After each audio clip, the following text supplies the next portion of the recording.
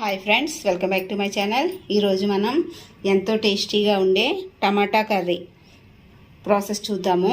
ఈ టమాటా కర్రీ అనేది వేడివేడి అన్నంలోకైనా అలానే రోటీ చపాతీ ఎందులోకైనా సరే చాలా బాగుంటుంది. మన దగ్గర వెజిటేబుల్స్ ఏవి కూడా అందుబాటులో లేనప్పుడు ఇలా సింపుల్గా కర్రీ చేసి పెడితే పిల్లలు కూడా ఇష్టంగా తింటారు. ఇది ఎలా చేయాలో చూద్దాం ఫ్రెండ్స్.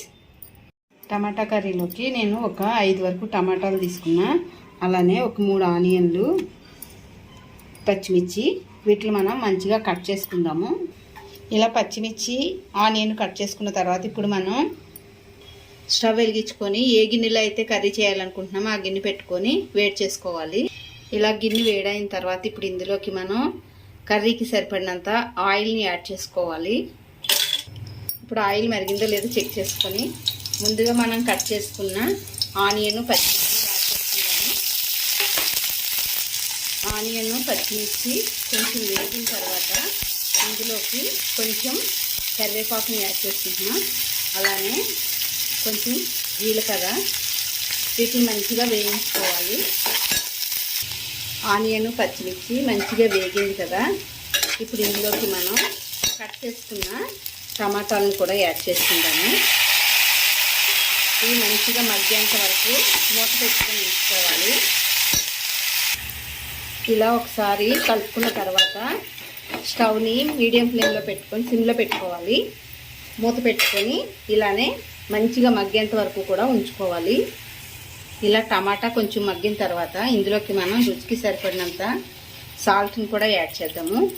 సాల్ట్ యాడ్ చేయడం వల్ల మంచిగా వాటర్ అనేది వస్తుంది, ఇంకా టమాటా అనేది మంచిగా బాయిల్ అవుతుంది. ఇలానే మూత పెట్టి మళ్ళీ ఒక 5 మినిట్స్ ఉంచుదాము. టమాటా అనేది మంచిగా మాగింటుంది. ఇప్పుడు ఇందులోకి మనం కొంచెం పసుపు,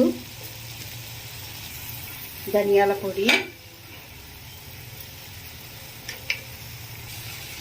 రెడ్ చిల్లీ పౌడర్ వేసుకొని మంచిగా ఇదంతా కూడా కలిసే వరకు కలుపుకొని ఒక 5 మినిట్స్ మూత పెట్టి ఇలానే ఉంచుకోవాలి.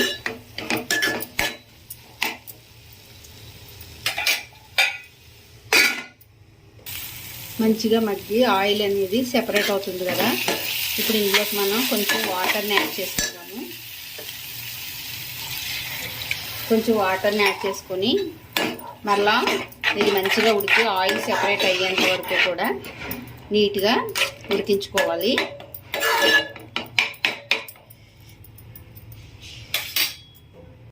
చూసారు కదా, టమాటా కర్రీ అనేది ఆల్మోస్ట్ దగ్గర పడుతుంది.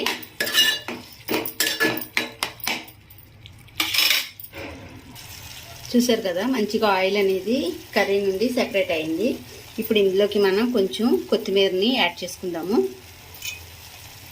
ఇప్పుడు ఇదంతా ఒకసారి కలుపుకొని మూత పెట్టి ఒక 5 మినిట్స్ ఇలానే ఉంచి సర్వ్ చేసుకోవచ్చు.